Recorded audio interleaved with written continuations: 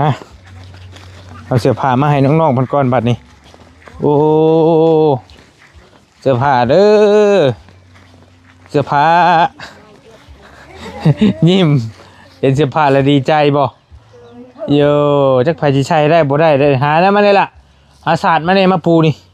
อยู่เดินนี่มาเสื้อผ้าบาลีมาแต่มุกดาหารเมื่อวานนี่พี่น้องเนาะมาแบ่งให้น้องๆเพิ่นใส่ก่อนบ่ฮู้ว่าไผสิใส่ได้นี่อันนี้น่าจะเป็นเสื้อเด็กน้อยอันนี้โลผักแล้วเด็กน้อยก็บ่ได้ให้ลูกเราเลยนี่เจ้าก็เว้าให้คอยฮู้เรื่องนี่คอยบ่ฮู้เรื่องปู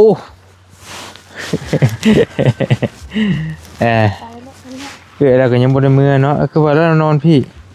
ได้แล้วเจ้าหั่นแหละสบายดีเด้อสบายดีอยู่ดีมีเฮงร่ำรวยวัสกุทุกคนโอเคมาเอาละให้เอาเสื้อผ้ามาให้มาเลือกเอาเสื้อผ้ามาจากฝั่งไทยเนาะเบิ่งเลือกเอาโย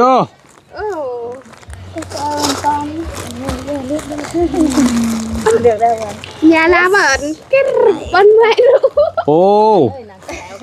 นั่งแถวอันนั้นน่ะเร่งกว่าเชยเลยมาเลยเสือเรายังเบิ่งโยยาหน้าเอ็ดไหมเงามาเงาน้อง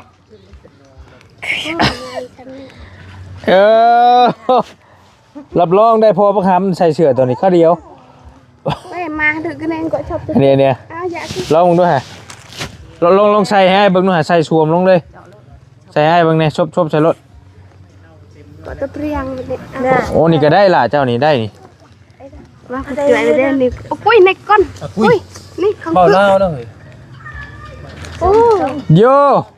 กินบ้านเอาเลยว้าวยังเบิ่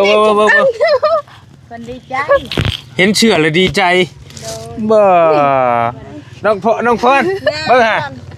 โอ้คักเลยนี่แม่เดินเลยติดก้นก่อนเหรอผู้ใหญ่เนาะแม่ช่วยอะไรนี่กะกินเรื่องบ้านกระป๋องของเอาเชยว้าวภาษาลาวนะเฮ้ยไอ้บ่ล่ะไอ้บ่เข้าใจกินเรื่องบ้านเนี่ยแม่ก็แปดแม่โอ้ออนแถว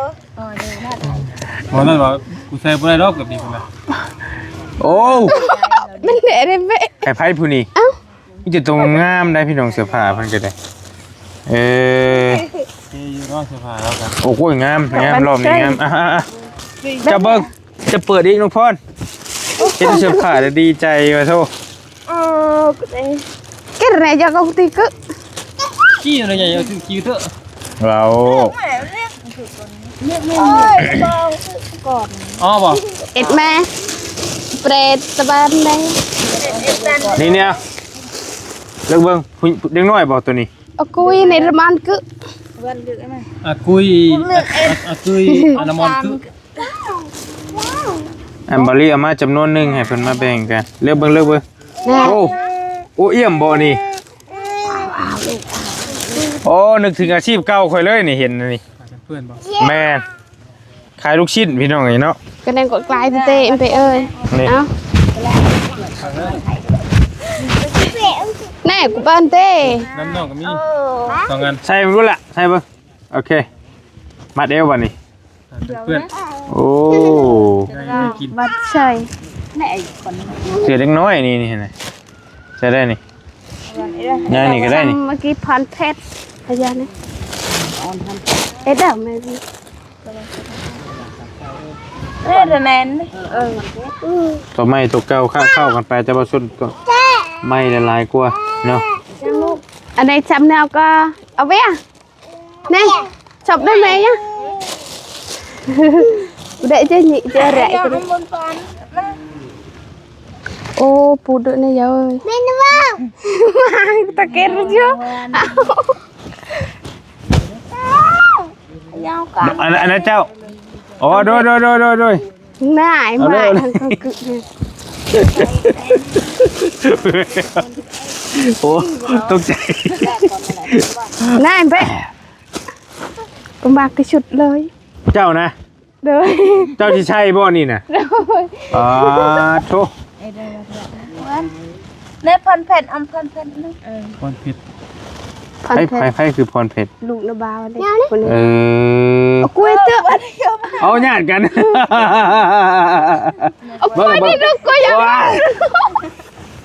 ก็อันบ้านเอ้ยยังกอง ท้ายเป็นเห็นเสื้อผ้าคือเห็นอย่างแท้เฮ้ย เนาะ ดีใจกว่าอย่างอื่นเบิดเลยเนี่ยเบิ่งชงนี่นะ น่ากลัวตัวเงินใหม่ไว้นี่ว่า จะได้ปืนก็จะชอบจะรอ เพิ่นบ่มีเสื้อผ้าใส่เด้เข้าใจอยู่ดอกเนี่ยเกิน ไปเอาหมูกระยาไหมเนี่ย อย่างเลย เอากล้วยมาเอากล้วยไหม ยองก็ เอ้า โอ้ยก็แปะเนาะแปะก็หุ่นฟัน ว้าวภาษาลาวนำอ้ายเด้บ่เข้าใจ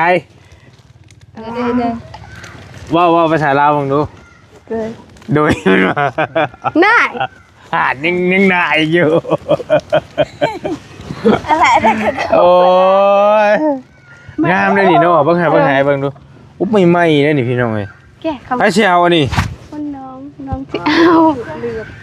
อันน่ะสาวเราบ่ได้บ่เอิ้นเอ้ยตัว ไม่ นี้ บ้านเจ้า ไปเชียวก็เอาใส่เฮ้ เอ็ ย ดนะ ไม่ได้ บ้านก็ นี่ ได้จะกูแปะจะกันละนึง โอ้ ก็ได้กูก็ ใช้จะได้ตัวใดแน่เบิ่งหานี่ก็สิเอาบ่ เอาเรื่อง ได้บ่นี่ กูตะมาก ตัวใดก็มักเบิดเลยนะเบิ่งนี่ คนกินช่วย โย ก็ เบิ่ง ได้ กับ กูมากที่สุดเลยถึกใจที่สุดเลย อันนี้ น้อย จะได้พวกหน่อย ใช้ให้เบิ่งดูหันได้บ่ใช้ได้แท้บ่ ใส่ได้แบบว่าแกเชื่อใส่ได้ อืมกับกระโปรงเดี๋ยวเบิ่งให้เบิ่งในขอโทษ เจ้าที่ใช้อันนี้ น้อย บ่ว่าติเฮ้ย เป็นยังใช่ บ่มัน มันสิบ่น้อยเพิ่นบ่ ยามนอน โย นี่คำกึได้ ของคือ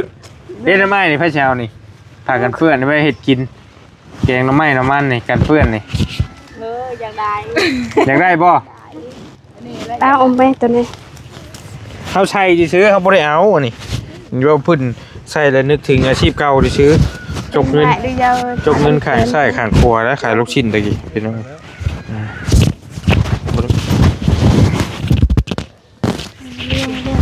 เบิ่งเอาใส่เบิ่งเอาจะลุกจะเบิ่งก่อนเบิ่งฮะเสื้อตัวนี้ฮะเอาป้าก่อนเสื้อนะผมไปญาติกันบัดนี้ขออนุญาตเด้อโยอันแก้สีชมพูออกเลยโย นี่เลย เอาใส่เบิ่งตัวนี้ขอโทษเด้อเอาใส่เบิ่งผ่ากันเปื้อนพันธุ์ ก็จะแก่จับ เดี๋ยวหั่นแหละหั่นแหละมัดทั้งหลังก็ได้หรือบ่อยากมัดก็ได้เป็นแม่ค้าเลยบัดนี้แม่ค้าขายงามเป็นแม่ค้าขาย ไม่เอาเปียล้วง เฮ็ดปวกจะหน่อยนี่ขายเฮ็ดเพาะใครเจ้าได้อย่างเนี้ยเจ้าน่ะตัวได้เจ้าได้นะ เอาหัวเชยหัวจ้อยบัดนี้ อันนี้ดิ ได้ยังหามเจ้าน่ะ ทำได้ใช่ไหม ทำได้ไปช้งนึกว่ามันมีตัวน้อยเนี่ยก็บ่มีเนาะมันก็บ่ค่อยมี หนึ่งสองเต้าหนักเลยโอลาสองอันนี้ก็เอาอันเนี่ย ลูกชายเจ้าใช้ได้อยู่ โอ้กุ้ยเอาเยอะเป็นไรได้เยอะเว้ย ไม่ใช่อันนี้ก็มีบ่อันนี้ รุดมาถึง ไปเชียวเบอร์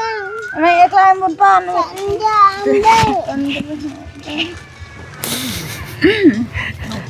ไหนอมปัน แสดงว่าหมอนี่มักบีบนะเบิ่งนี่ ให้ผมมาอีก ไปเชียวดิ เป็นไร เอาโอ้พี่น้องเอ้ย ขอบใจได้หลายเด้อ เดี๋ยวขอบใจผู้ใหญ่ใจดีเพิ่นพูดแล้วบ่แม่นเสื้อผ้าให้เด้นี่เด้อกองไว้ก่อนผู้ใดสิญาติเด้ กู จะเป็นแล้วญาติ เย็นตะมูเอาของเพิ่นพี่น้องเอ้ยเอามีแต่อ้ายฝากความมกขอบใจขอบบุญขอบคุณผู้ใหญ่ใจะดีจะตั้งก็ได้บ่เนี่ยปิดก่อนแล้วหามุมเบิ่งโอเคเนาะน้ำขาดนี่เนี่ย คือเนาะคือไม่ค่าเนาะเขาท่าอยู่เลยเนาะมักค่ามาขายอยู่ให้ค่าขายได้อยู่บ่เป็นขาย ตรนไปขายหมกแตงได้ ไปซื้อเด้ไปซื้อเขาเป็นอยู่บ่ คือไดจะใช้เอี่ยมคือไม่ค่าไม่ขายเลยใช่ป่ะ ชอบไปโยมก็รอดเนี่ย เดี๋ยวเขาสิเว้าเด้อฝากบัดสุขุทุกคนนี่แหล้ว นบมือขอมกขอบใจขอบุญขอบคุณผู้ใหญ่ใจดีเพิ่นเด้ออยู่ทางจังหวัดนครพนมเนาะเพิ่นเอามาฝากไว้อยู่อันรีสอร์ทของแม่วันเพิ่นพี่น้องเนาะเรือนแก้วรีสอร์ทที่บ่รีไปเอาเมื่อคืนนี้เลยก็มาบีแบ่งให้น้องๆเพิ่นก็ยังหลายอยู่นํเพื่อนก็ได้อันนี้ก็เป็นส่วนหนึงเอามาแบ่งให้น้องๆเพิ่นคันว่าได้มาอีกก็สิมาแบ่งให้น้องเพิ่นมันยังบ่ท่วงบ่ทันกันมีตู้น้าบ่าวน้าสาวเราก็ยังบ่ทันได้ซ้ำทันนั้นก็ได้นี่ก็เพิ่นดีใจกันเองเนาะฝากขอบคุณขอบใจเพิ่นนี่เด้อผู้ใหญ่ใจดีอยู่ทางจังหวัดนครพนมเนาะดีใจเด้อจะว่ารถเจ้าบ่เป็นหยังบ่ได้ซำใดก็ซำนั้นแหละขอบหมดขอบใจทั้ง ผู้ใหญ่ใจดี ผู้ใหญ่ใจดีที่ ทางจังหวัดนครพนม ทั้งจังหวัดนครพนม รู้จักอยู่บ่ ที่ให้ลูกทรงเสือตั้งขอบใจหลายขอให้ลูกมันคำนึงให้ร่ำให้รวยโศกให้มันเด้อความเจ็บจะได้ความไข้จะให้มีสาธุ สาธุเนาะเด้อว้าวบ่เอาบ่เป็นก็ย่าแล้วได้แล้วซ้ำนี่ก็ได้แล้วเบิ่งหาจะได้แต่ได้เนี่ยเจ้าเบิ่งหา ช่วยก่อนได้ก็ เป็นญาติกันอึกๆพี่น้อง นี่ก็ย้อนมา เสียผู้ชายแต่ว่านี่ให้เบิ่งก็พอดีจะผู้ชายก็ได้ผู้หญิงก็ได้สวัสดีบีลีโอเนาะงามพี่น้องมีหยังตัวนี้ ก็น่าก็ยาว โยไม่เอาลานรถก็ได้บ่เป็นหยังเอาลานรถก็ได้เด้อคุยกันเมืองนอกเพิ่นก็ได้บัดนี้โอ้ มาเจาะตะวันจะได้ชื่อ มันอยากจะไปตากไปซักไม้ก็ได้เด้อเพราะว่ามันถึกฝนไอ้แก่มามื้อคืนนี่ฝนตกนี่ก็บ่ได้เป็นหยังดอกมันถึกน้ำฝนนี่ซื่ออยู่ท้ายรถ ไปหาตะวัน เด้อกินมีดิบเด้อลูกกินมีดิบเด้อมันก็โอ้โยญาติกันดึกถึกนะฮะ โอ้กูอย่าบันใหม่ด้วยไหม โยอยากได้เจ้ามักใช้กระโปรงบ่ มากอยากใช้อยู่ สีหยังเจ้ามักน้องล่ะมักสีหยังที่สุดบ่สีที่มักใส่หั่นนะสมมุติว่ารถจักรคันหนึงอ้ายสิซื้อมาให้สินะยกตัวอย่างว่าเจ้ามักสีหยังหรือโทรศัพท์สินะมักสีหยังรถจักรเขาสีตัวเองมักบาดสีขาวสีดำสีชมพูสีแดงสีเหลืองสีเขียว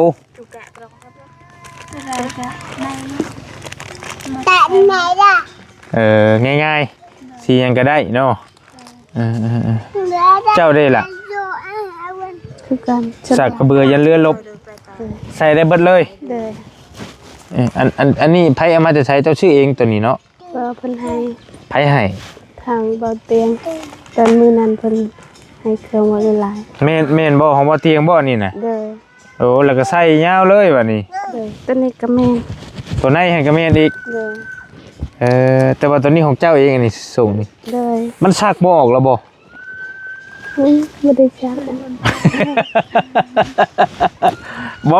มันเก่าแล้วบ่ เด้อ บ่ออกแล้วไอ้เบิ่งส่งจะใส่ไปเฮ็ดเวียกแล้วว่ะ เด้อแบบน้องบ่มีทรงลาย ส่งบ่ลายแล้วก็เลยมันบ่ฮอดบ่พอสิได้ซัก เด้อ ใส่ลบไปลบมาอยู่หั่นบัดนี้ เด้อ ดำบัดนี้ เอากูตะวันฉลอง ใส่มึงด้วยหั่นล่ะ เจ้านี่ ใส่ค่าส่งจะหันบ่ต้องอายใช้รถได้บอกให้ใส่เท่าไหร่ก็ใส่เพิ่นนี่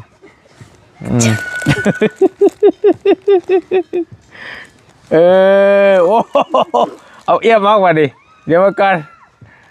กระบาบโอ้ยเนาะ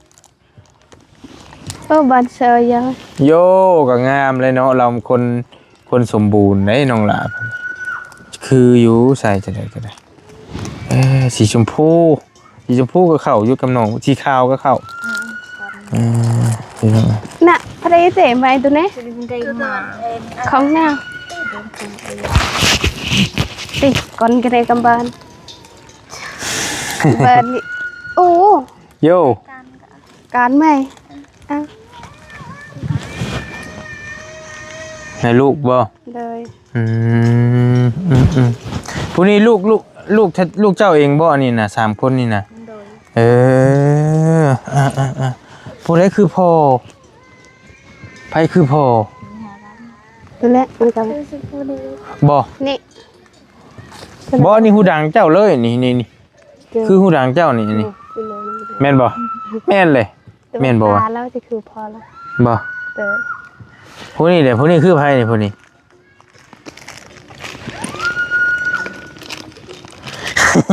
บ่เห็นพ่อแล้วแต่เบิ่งครับบ่คือแม่ก็ต้องคือพ่อแค่นั้นแหละลูกบ่มีหยังซื้อหยังลูกผู้ใดลูกกกผู้นี้ผู้กกบ่ซื้อหยังลูกวันเจ้าซื้อวันใดไปแล้วนางซื้อวันนางวันบ่ลาวบ่เป็นบ่อายุเท่าไรล่ะเมื่อบ่เป็นลูกข่อยไปบ่เป็นลูกข่อยบ่อันนั้นก็คือเวียดไปบ่คือคนเวียดบ่ไปบ่ไปน้ำข่อยไปบ่ซื้อจะได้เจ้าเสื้อผ้าก็ขาดบ่ได้เนาะบ่แม่นชื่อเลยอายุเท่าไรนะถามชื่อเลย5 ปีเนาะผู้นั้นเด้4 ปี4ไล่เรียกกันเลยซื้อหยังผู้นี้เจ้าซื้อว่าแนวใดซื้อเวียเท่าเวียยิ้มผู้นี้เด้ว้าวเวียว้าวซื้อกันเลยนี่นางวันเท่าเวียเท่าว้าววันเวียว้าวสิตัววอคือกันเลย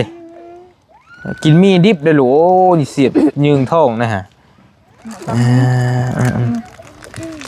คืออันนี้แหละทางผัวเราเป็นถึกจับบอกสั้นๆเป็นอะไรเนาะคือบริแล้วบอกเป็นในคลิปก่อนฮะแหละเจ้าชิยูพี่จักมือบืนเมื่อบ่ยังบ่มัน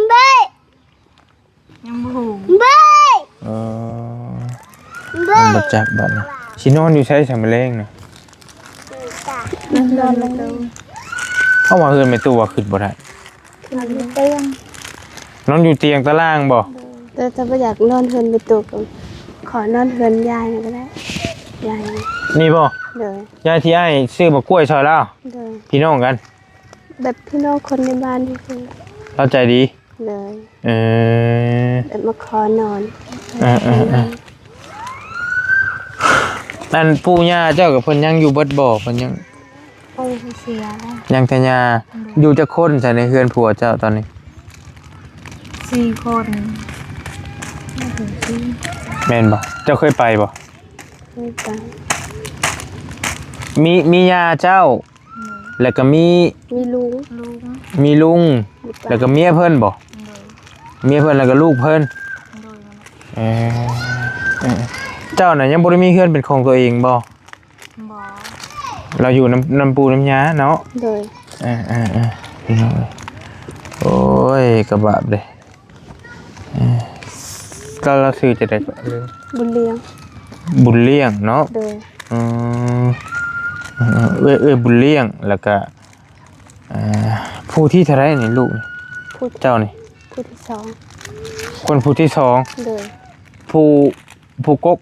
เสียเลยเนาะเสียซี่ว่าจะวันมาน่ะเสียซี่เรือเก้าบัดนี้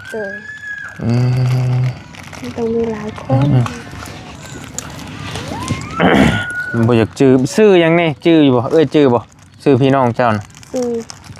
บุญเลี้ยงเอาเวียงบุญเลี้ยงเอาเวียง กงตาก งตา ลาพร ลาพรนี่คือเจ้านี้ โดยพรค พรคำ ำบักด บักด ำโดย ำบักยังอีกบ่นี่ บักข้าม บักค บักค ำท่านไหนก็ใช้มุกติได้ช่วย ำ7คนแหละ ค นางแถวบ่ ำโดย นางแถว8 ไทย นางไทยผู้หญิงผู้ชาย ผู้ชาย สาย เท่าไทย โดย 9เนาะ โดย 9คนแหละผู้4คนน่ะเสีย โดย ชื่อจะได้ผู้4คนน่ะ แบบไล่พร้อมกันเลยบุญหลับบุญเลียงเอาเวียงเอาวงอาบ โอ้โห บักดาบอากามลำแก้วแถวไทย โอ้โห หลายคน ชื่อเนาะเจ้าเนาะ เลย ว่าแต่ว่าชื่อผู้เสียไปน่ะบ่ชื่อบ่ จื้อว่า อันกัน บุญหลับ บุญล่ บุญหลับ ำบุญหลับ โดยเอาวง อาวงศ์ นางกรรม นางกำ นางเดือดเท้า เท้าแก้ว เท้าแก้ว เท่าแก้วอันนี้คือผู้เสียชีวิตแม่นบ่4คนแม่นบ่ เด้อ เสียแล้วเนาะ เดิน แล้วก็นางยังบ่นี่เอ้ยนี้ เดิน บ่แม่นบ่ต้องมีเอ้ยผู้นี้อีกผู้หนึงบ่ มันรับ บุญหลับ มันเสียง บ่อันไล่มาแล้วเด้เฮาเท่าแก้วบอกทีนี่ โดย แล้วก็ต่อมาไผอีกบัดนี้ เท้าแก้วแล้วก็เดี๋ยวนี่หมดแล้วผู้ตาย อันแล้วก็ต่อมาเลยหั่นน่ะต่อมาเลยหั่นน่ะต่อมาผู้ย่างบัดนี้ ลำแก้วแท้ว แล้วก็อาแถว โดยไทย อาไทย โดยลายแบบว่าพร้อมกันคนตายคนย่างแบบนี้ดูว่าจังได บ่ต่อมาฮอดแท้เจ้าเลยหั่นน่ะ ถอดเอ้ยนี่ แม่ฮอดเบิดกูคนนั่นแหละเบิดพี่น้องเจ้าหั่นแหละ บุญหลับบุญเลี้ยง บุญรับบุญเลี้ยง โดยเอาเวียง เอาเวียง เอาวง เอาวง กองตาก งตา ลาพร ลาพร พรค่ พรคำ ำบักด บักด ำอากาม ำอากำนางแถวบ่ บะเมนลำแก้ว ลำแก้ว อาแทว อาแถว อาไทย อาไทย ชิระจักคน โอ้ไรนี่ดิโอ้ถ้าบ่อยากจืด12ให้จับเบิ่ง 12 มือ ลูกแม่คือว่า13 แม่นบ่ เสียงซื้อยังเหลือเลิกกาวบ่และแบบนี้ ฮอตแก้วจะเว้ากินนี่แก้วน่ะผู้เสียฮอตแก้วผู้ชื่อแก้วบ่เสียผู้เสียน่ะ เดิน 4คนแล้วยังอีก9คนบัดนี้9คนแล้วแม่นไผ น้องๆเขาคือบ่จื้อ เออ แบบทางคนตายคนยังบ่จื้อไปถามแม่คนเลย บ่ลายนี่เนาะอืม ชอบเรื่องไปด่ามันละ บ่ดื้อแล้วลูกเด้อจับได้บ่ย่านบ่บ่ย่านเนาะไผดื้อกว่าหมู่3คนเจ้าโอ้บ่เป็นหยังอย่าเพิ่นไผดื้อกว่าหมู่โอ้โหคือกลัวใจอีกเมื่อบ่มาอยู่น้ำข่อยไปบ่ไปบ่ขนมลายเด้ไปบ่มาอยู่น้ำข่อยไปบ่ ยังพูด บทจากคนภาษาลาววันนี้เนาะ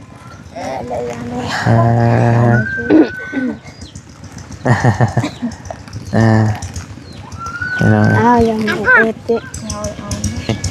พี่น้องเนาะแต่ว่าทางมานี่เปื้อนแห้งจะมาเนาะบ่ไหวเนาะย่าง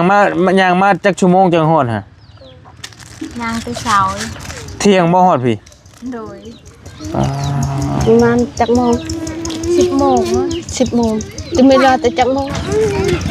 กระบะเด้พี่น้อง น่า หันแห้งอีหลีนี่เอาเงินไปซื้อขนมมาบ่ นกดาวันนกดานกไว้นกไว้ เออเอา เอาเลยน้ำนกแน่ยังแน่ทุกอ่ะ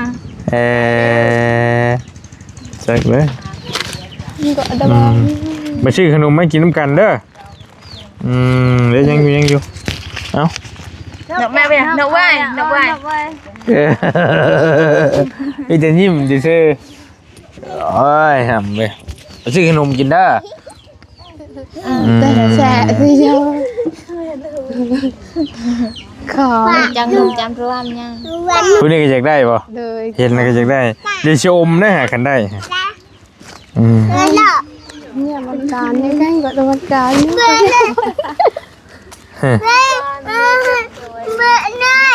นี่เป็นจะได้ให้น่ะโอ้ ชอบก็ไปได้ชอบเลยยังชอบได้ ป้ามีแต่อ้ายที่จบคลิปปิดคลิปตอนบัดนี้เด้อ เลย ทางเราเนี่ยก็สิมาอยู่พักน้ำ พักน้ำเมหรือว่าน้ำนองกันส่วนอาจจะบ่ฮู้แหละเราก็ยังบอกบ่ได้เพราะว่าผัวเราหันถึกจับเนาะทางสาวเรานี่ก็ได้มาอยู่น้ำพีน้ำนองน้ำพอน้ำเมก่อนว่าซั่นเฮ็ดจะได้เนาะโอ้เนี่ยได้ก็สู้ๆเด้อเอ้ยเด้อสู้ๆเด้ออย่าคิดอย่างร้ายเฮ็ดจะได้มันเกิดขึ้นแล้วเด้เอ้ยเดี๋ยวมันก็ผ่านพ้นไปเนาะสบายดีเด้อฉันเด้อสบายดีพี่น้องเนาะ สบายดีอยู่ดีมีแฮงเอ้ยใบยังนี่จักอยู่บ่เงินใบยังลูก บ่จักจำป้าพากันเก็บไปไว้ใส่รถเด้อแบ่งกันใส่ดีใจปะโทว่า ไปพี่น้องไอ้บอลลี่เองก็ขอจบคลิปปิดคลิปไว้เพียงส่ำนี้ก่อนก็ขอขอบใจขอบคุณขอบคุณหลายๆทั้งพ่อแม่พี่น้องบัดกูทุกคนพี่น้องที่เข้ามาติดตามรับชมติดตามเคสน้องพรเนาะสำหรับคลิปนี้บอลลี่ก็เอาเสื้อผ้ามาให้เพิ่นก็โอ้ยดีใจหลายเฮือสารทางน้องๆเพิ่นก็ได้เนาะดีมุกดีใจจนเก็บอาการบ่อยู่น้องหลาเฮาก็ได้เอาอยู่ดีมีแฮงเด้อขอบใจผู้ใหญ่ใจดีทางจังหวัดนครพนมเพิ่นเอาเสื้อผ้ามาฝากเสื้อผ้างามๆเนาะมาแบ่งปันให้พี่น้องเฮาใส่เอาให้เพิ่นอยู่ดีมีแฮงโชคมานเนาะร่ำรวยเฮงๆปังๆปรารถนาสิ่งใดก็ให้ได้สิ่งนั้นให้ถูกหวยรวยเบอร์ให้เป็นเศรษฐีเนาะ100 ล้านพันล้านหมื่นล้านแสนล้านล้านผู้เด้อสาธุสำหรับคลิปนี้ไปแล้วอยู่ดีมีแฮงพี่น้องบ๊ายบายเนาะ